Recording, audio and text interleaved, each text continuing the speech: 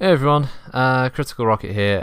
This is something a little bit different. I thought I'd try something new again, and I don't know whether I'll marry this up to footage or not. It'll really depend on how long it goes. But this is just kind of off the cuff stuff, and it's more to do with the recent Town Hall. That's what it's called. That Russ Bullock runs, I think, once a month now. PGI, I've got to hand it to them. They've really stepped up their communication with the community now, and I just thought I'd go over it because I don't think a lot of people really take the time to follow these, because obviously depending on where you live in the world, like myself, these could be on quite early in the morning, so you're not really going to listen to them live. And unfortunately, PGI never seem to post up the official notes or summary, so other people do it. And this one I found was by a member on the forums called Zeus or Zeke, or he's a Lyran Alliance supporter anyway. So basically, I'm just going to go through and give my opinion on some of the responses to the questions that were asked of Russ and what they were talking about. So basically, it opens up with what is Phase 3 of MWO. By the way, I wasn't even aware there was a Phase 2 or 1 going on, but he's talking about the new patch that will be coming up. That'll be the April 21st patch, just for anyone listening who might be after that date. He says he's happy with the community warfare matchmaking as far as getting two teams together. Fair enough. I mean, it's obviously working to a degree. He says review of improvements of if CW over the last couple of months. So this could be the translation here. 98% matchmaking regardless of time of day. I'm not so sure about that. I mean, I can be on in the evening over here, which I'm talking about between 6 and 8 p.m. And the matchmaking can sometimes be quite slow. So I'm not quite sure about that. Unless he's just talking about community warfare, and it might be a bit better. But for public matches, nah. I gotta call bullshit on that. Ghost drops remain at 2%. That's community warfare. That a ghost drop is where you queue with a team and you get a planet and it just counts down for 10 minutes. Nobody turns up and you just you win the segment, but you get crap all. Game bias bug fix. Yeah, this was basically a system where, as he says here, the clans had a 53% win rate in the recent community warfare event, but they didn't get any planets. This is because the system is not giving an equal number of match types, so the clans were defending more than they were actually getting a chance to attack, and the Inner Sphere would mostly get counter-attack and they get very few defenses, so that's why the Inner Sphere apparently got more planets during the event and the clans got 0. So he talks about how he wants to get attack and counter-attack at 50%, which would be nice because I do prefer playing defense more than attack, personally, when I can play.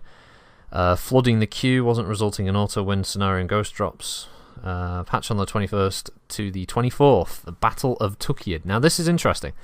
Tukiad on the faction map, if you check it out, is owned by PGI and it can't be captured. For a long time it was within, I'm going to say Ghost Bear territory, but it could have been Wolf, and it was just now, you couldn't attack it. I think you could actually drop on the planet, but you couldn't actually capture it. So regardless of who won, who lost, it was basically just a great ground for just farming loyalty points and C-bills.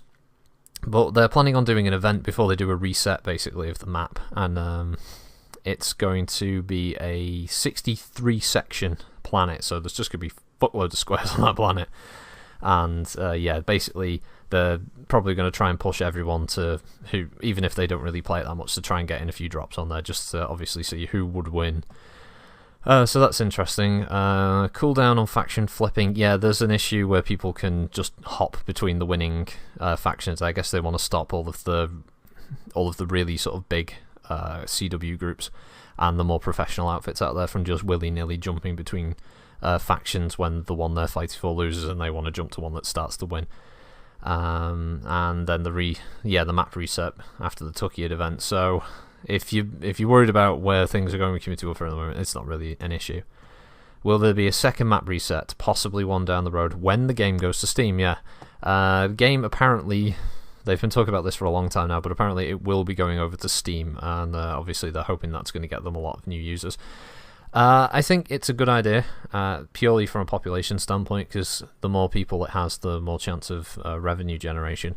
But it also means things like the matchmaking could actually become more viable.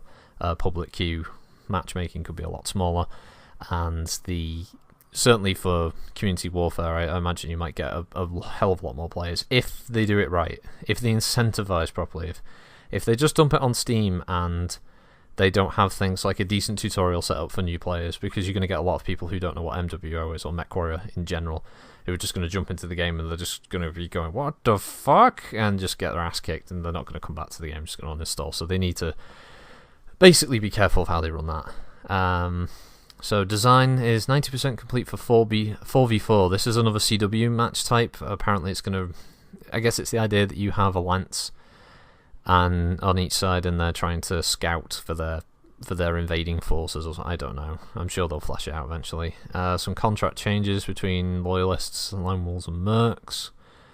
Hopefully complete the zone by May. Apparently the scout mode will possibly use, or will use, the public queue maps, so River City and all that kind of stuff. This will help define invasion corridors. If successful, if you scout 50% plus of a planet, you get to attack that planet in the next window. Right, so you will the idea then is the new mode will allow groups to go, well, we want to attack along this chain of worlds. So if you have groups who are successful in scouting, I guess you get to... It essentially allows the community to pick what worlds they attack, rather than letting some algorithm that they're currently using just randomly select planets. I could see that making the map look very strange, but it could be interesting. Lighter tonnage, well, it makes sense for 4 Mechs, because I can't see a Scout Lance of 4 Atlases unless you're House Steiner. Hoping this will bring more people into it. We'll bring a change to Call of Arms, blah blah blah. So really want to define Loyalists, Lone Wolf and Mercs better. Yeah, they're talking about the idea of having Loyalists being able to offer or call in Merc units and Lone Wolves to bolster their numbers when they need to defend a planet or attack for their faction. But apparently Loyalists will get unique powers, possibly also unique rewards. It'd be interesting to see what they come up with that. Apparently planets will give you some kind of benefit. It should. I mean, whether it's, I don't know, like a reduction in costs or access to unique paint schemes, that kind of thing.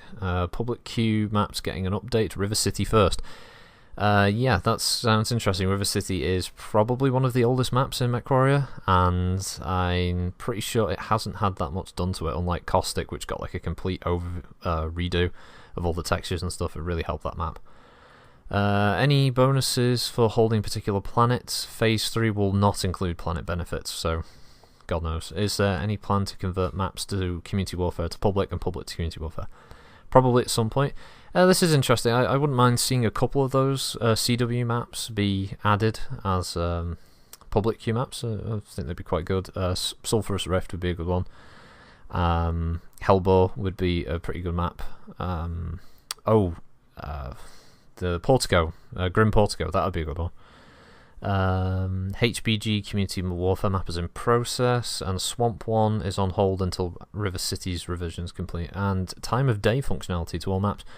Oh, right, so we might be able to get day and night versions of all maps. That would be nice. I know it's an age-old request by the community to actually have the existing maps in different times of day, so you get more use out of things like thermal vision and night vision, and being able to maybe take into account, hopefully they'll add weather effects, because that would be kind of cool. Motorcycle in the background. Next question, are you going to revisit the 2 initial Community Warfare maps and fix the spawn camping? Russ apparently agrees that spawn camping is an issue. He thinks the forest map is potentially the worst of that. Can bear in mind at the time of recording this, the forest map is the latest one they added. Extremely hard to design around griefing tactics. Well, here's a simple one, Russ. Just, I don't know, don't let them get to the fucking spawn area. I don't see what the problem is, why they can't have the generators and the gun for the defenders, and then you have an area that's just accessible by the defenders, and that's where they get dropped off. And you have the area where the attackers spawn that isn't accessible by the defenders. That, I know it might break some immersion, I guess, but it sucks ass when you're trying to defend, and every time you drop out of the dropship, you just get ganked the second you arrive. It's not fun, and it's probably pushed a lot of people out of Community Warfare. They shoot themselves in the foot. Hellbow has the safest drop zone. Yeah, it's up the top of a cliff, but you can still be sniped from it when you arrive.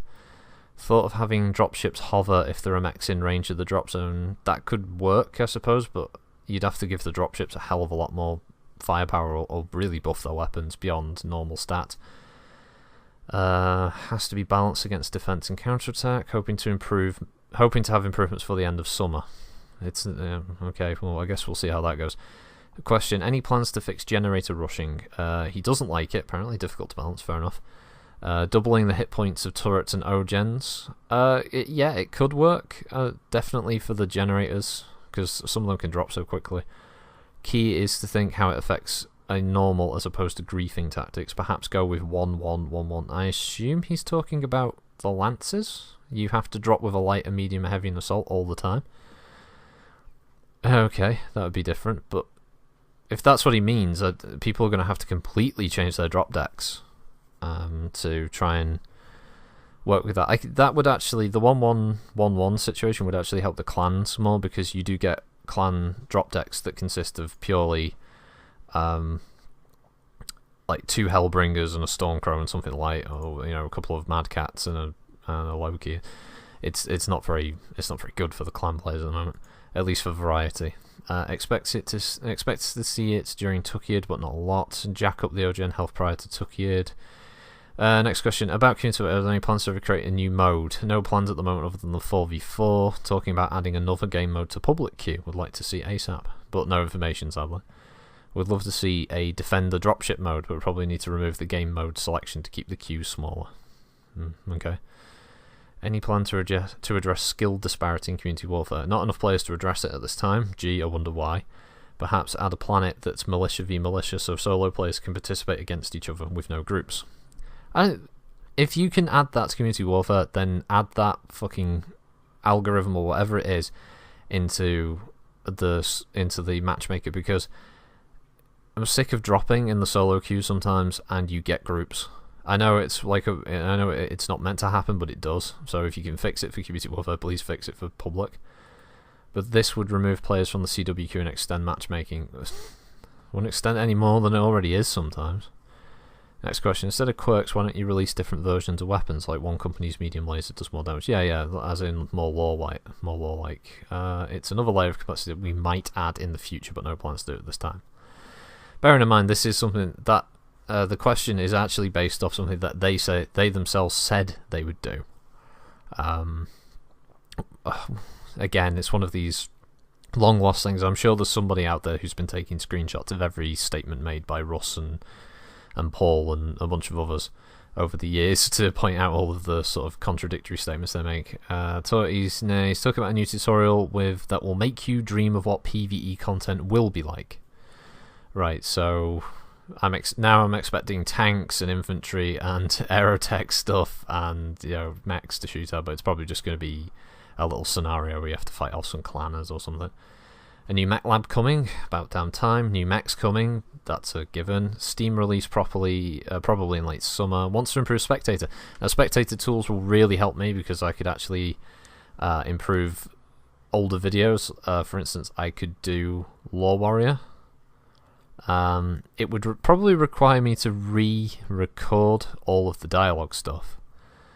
But I wouldn't mind doing that if I could have actual footage of the mechs wandering around, and if they're not shooting anything, at least it'd be nice to actually see them walking around the map rather than just being in the mech bay.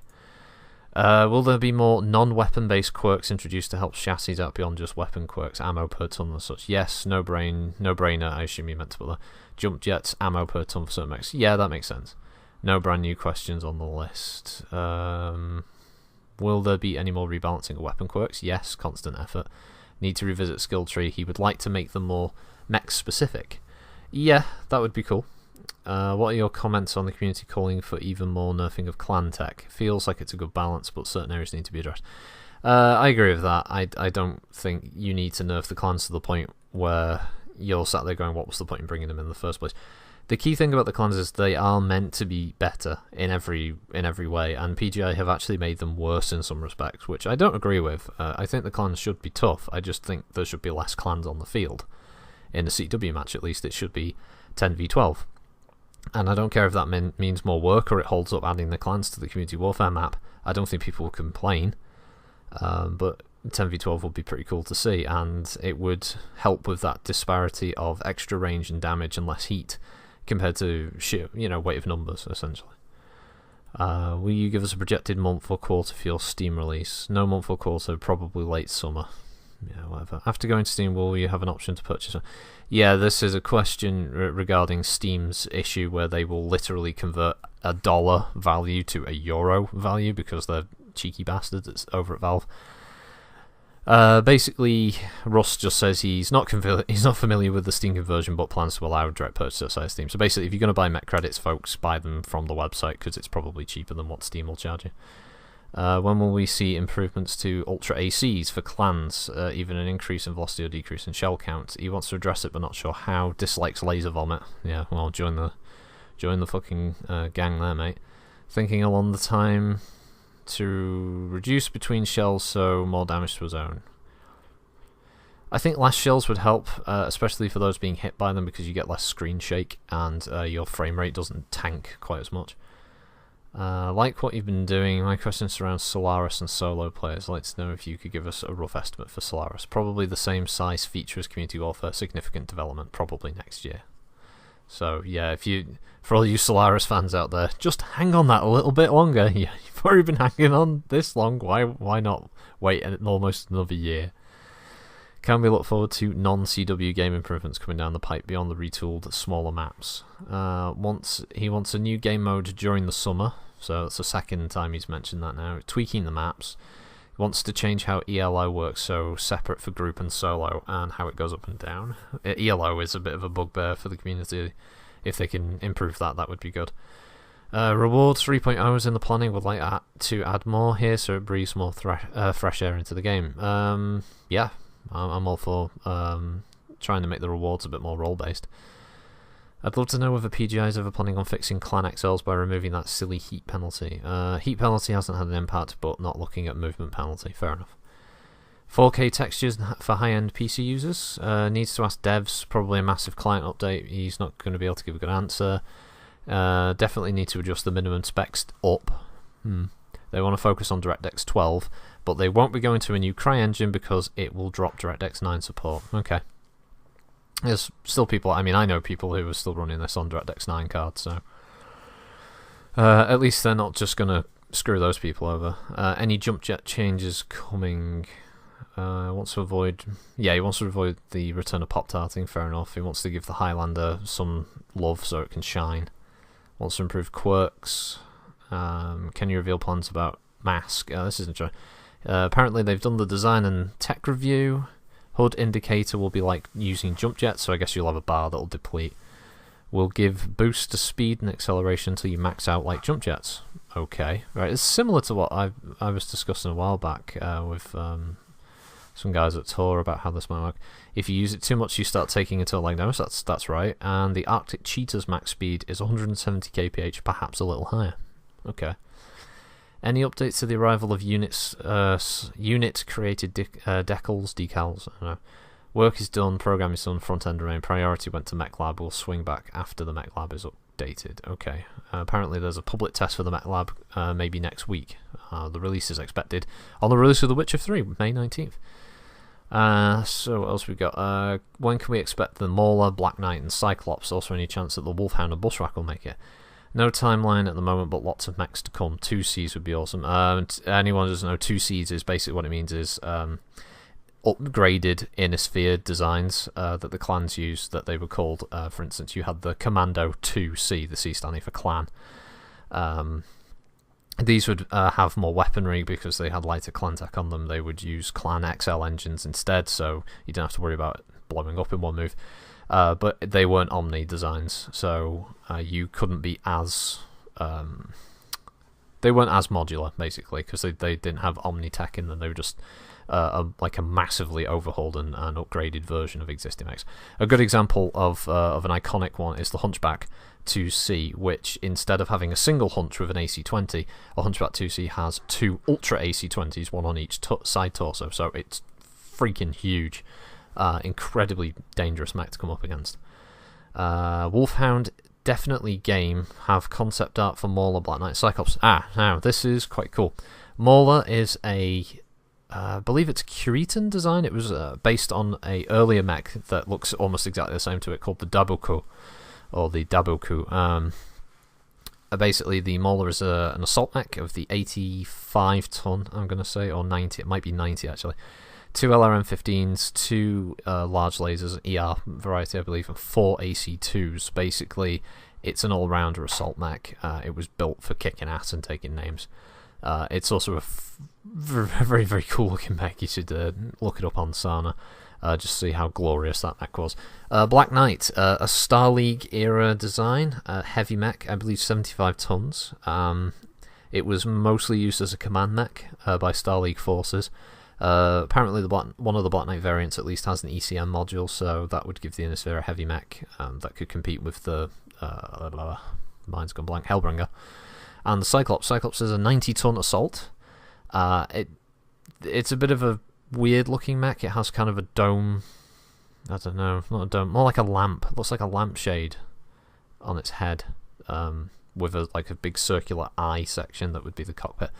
I'm interested in seeing how they update that design. Apparently Russ has also reached out to Harmony Gold, zero change, shock. It's less about Harmony Gold now, and now more about the movie rights that are in Sony's hands. Interesting. So it could be that Harmony Gold are more amenable, but now that Sony's in the picture, they might not be as willing. So I guess we'll see. It goes on to say, probably not going to happen, but who knows? We might just go for it and change them enough to defend the decision.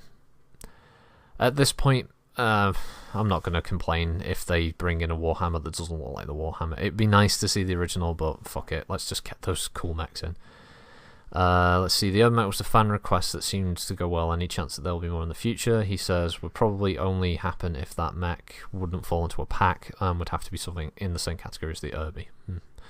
I don't know if there are really any other jokey kind of mechs. When do Europeans get their promised release event? Promised by IGP, but was never upon by PGI. Interesting though, IGP are like the mirror universe of PGI. So they've probably all got like goatees, and they're all like, you know, they all do evil things. Whereas PGI are the good Federation side of things. Basically, it's a bullshit. That's a bullshit response, Russ.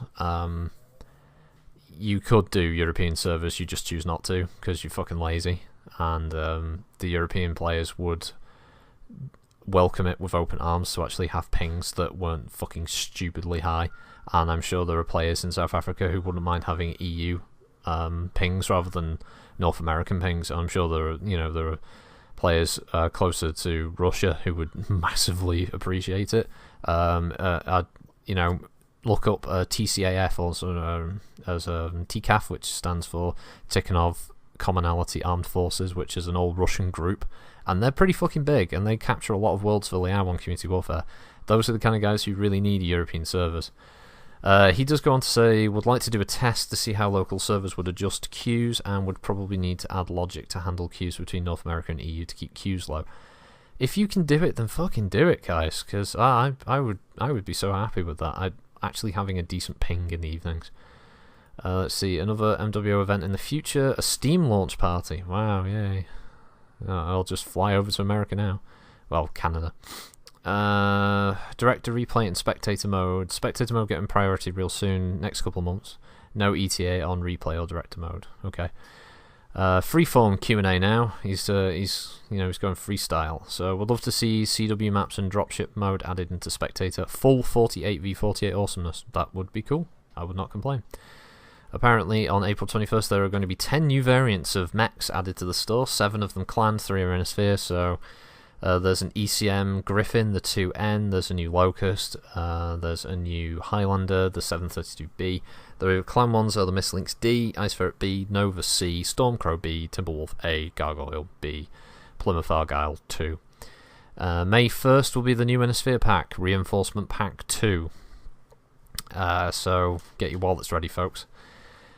April 21st, faction skins available for all mechs, all channels unlocked. Yay! I'm not quite sure what that means. I would really like it to mean that I could change, for instance, my Phoenix mechs and have them in faction colours. I don't think I can, though. Would like to see clan faction skins and Innisphere mechs. Yeah, maybe. I don't think that's a big deal. Hero Mech next will be in May, and it's either a Wolverine or Thunderbolt. And the Griffin 2N, he mentions the hard points, 2 missile on the left torso, 2 missile on the right torso, 2 energy in the right arm. Question: stock mode. It's another bucket, probably never in the public queue, but private lobbies, sure. The LBX versus Ultra AC ammo swap function. It's a clan function that in the tabletop game, basically, clan mechs could hot swap their ammunition between cluster rounds and solid shot. And it was, when the clans launched, it was a thing that they were promised would. Well, alright, they probably didn't promise it, but they said they would get it in sooner rather than later. And it never appeared, and unfortunately Russ says it's dead. Former programming code makes it nigh impossible to do in the near future. Great. Question: multiple drop decks in CW eventually, good idea. Game client crashes. Apparently if you can run the 64-bit client, apparently it's much more stable, although on Sunday I had 3 crashes, so I don't know, I'd hate to be on the 32-bit because he claims that's highly inefficient. DirectX 11 improvements coming soon and a patch. Custom sounds and warhorns. He doesn't like the idea of editing pack files because it's a terms of service violation. Possibility though of client-side specific download in the future, but a lot of work there before it happens. Talk about getting a colorblind mode in the future, fixing 3D, updating the UI. Would like to look into it, and fixing the pilot model. In-game narc indicator coming in one of the next 2 patches. I'm sure a lot of people will be. A lot of people will be happy with that. Dropship and public queue. Yes, apparently the new River City will involve you dropping from the dropship. Nice. I would really like to see that added in all the maps. Although, to be honest, I think for the public queue I'd like to see respawns. It would be so cool to fight over Tourmaline and having all those mechs just kicking ass. AI, new tutorial will be the first step to this, and the last one is people asking about clan hero mechs, and he says it's unknown. Omni-mechs make it very difficult to define, probably figuring out the next patch or next set of Innisphere hero mechs. It's a good point. Clans, it's hard to do a hero clan mech because Omni-mechs, well, they're kind of whatever you want them to be. Most chassis are pretty decent for that, but so anyway, that was the April 2015 town hall meeting with Russ. Some good information there. Obviously, to be honest, I do kind of get the impression that every town hall he does is just really to announce that there's going to be another mech pack released. But if you're a big player of CW, there's going to be a map reset, so you may as well just fight your heart out now and get some loyalty points in before things start to change. We've got the big event coming up for Tuckiad. I'll be interested to see how that goes over. Steam launch is coming sometime at the end of summer. They're talking about the Mech Lab updates coming, and obviously the River City improvements, so I'll be interested to see how that works. But yeah, if you like this, I'll do one for each town hall as it goes. I know it can be a bit long. I mean, this is clocking in at just under 28 minutes. It's going to be over 20 minutes by the time I finish yapping. So if you like that, then let me know. If not, then this will just be the one-off. But anyway, thanks for listening, everyone, and I'll put a link with the forum post here so you can read it all in case I've missed anything, or you just want to clarify some of the details about having to hop around the audio. Okay, so have a good week, folks. Critical Rocket, signing out.